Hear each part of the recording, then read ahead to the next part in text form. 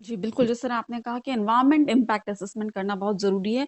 अ, Himalayan reason में बहुत सारे रिसोर्सेज़ हैं जो हमारे देश के लिए फ़ायदेमंद हो सकते हैं, लेकिन उसका साथ ही साथ हमें ये साइंटिफिक पूरी स्टडी के साथ उनकी तरफ आगे बढ़ना है और कितना उस रीजन को में उन रिसोर्सेज़ को इस्तेमाल करना है, ये भी हमें ध्यान रखना है कि हम प्रकृति को नुकसान पहुँचाए बिना ना करें, क्योंकि एक समय ऐसा आता है जब प्रकृति भी बदला लेती है, तो कितना उन रिसोर्सेज़ को यूटिलाइज़ करना है, उनको इस्तेमाल करना है, इसका भी हमें ध्यान रखना होगा। पूरी वैज्ञानिक पूरी जो है स्टडी है, उसके साथ ही मैं आपसे ये भी समझना चाहूँगी डॉक्टर कलाचंद साईं, कि जिस तरह ये कहा जा रहा है कि ये खबरें अखबारों में हमने देखी भी, पढ़ी भी कि वैज्ञानिक ये वार्निंग देते रहते हैं कि जम्मू कश्मीर का जो काराकोरम रेंज है, ये हिमालय क्षेत्र में जो ग्लेशियर हैं, वो कहीं न कहीं नदी का प्रवाह रोक देते हैं, उनसे झीलें बन जाती हैं और स्थिति बहुत खतरनाक है।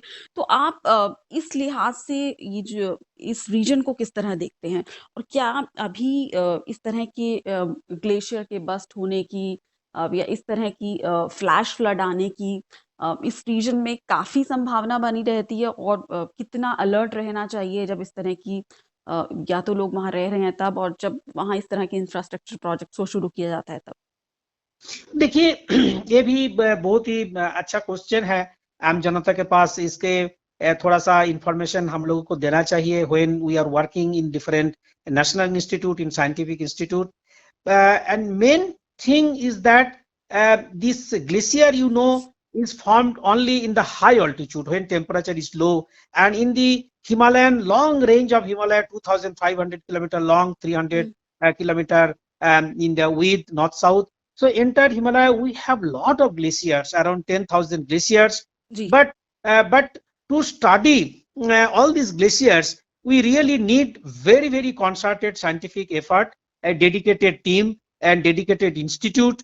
And at present it is also not so easy to look into different aspects related to the glaciological study because of its inhospitable occurrences. Because whatever we can do about the glaciological, whether how many glaciers are there, how many lakes have been formed, from the satellite data we'll be able to do some sort of mapping. But ground truthing is very important, and for ground truthing, for getting accurate information, for getting exact assessment of these, we unless we have some ground based data, will not be able to do so. Problem is coming that we have very limited human resource. Whatever institute is working into this glaciological studies, and glaciological is a very big area it has covered. Entire, I am telling that 250 kilometer long and 300 kilometer width is a very huge stretch. And already I state that it has a very important implications as long as getting drinking water, getting hydroelectric power, getting irrigation advantage, getting transport point of view. So we need to study in great depth that what are the impact of climate change is taking place onto the glacier, and its consequences is happening to the downstream river system. So for that, I think a scientific investigation of the glaciological study in our country is very important. We have seen 2013 what happened into the Kedarnath. We have seen now, and if we study all these glaciers, and beforehand, if we can understand and then provide some sort of early warning, we'll be able to avoid some sort of disaster. We'll be able to save a lot of properties, human lives, etc. So, and it is possible in the case जी, of glaciological studies, we can do that.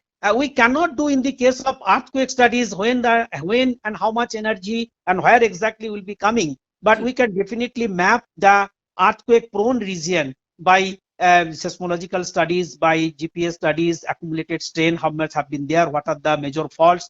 But the study of the glaciology and providing some sort of early warning is possible compared to much difficult problem of giving early warning system for the earthquake or its prediction.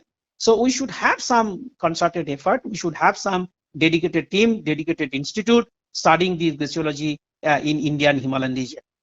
Ji.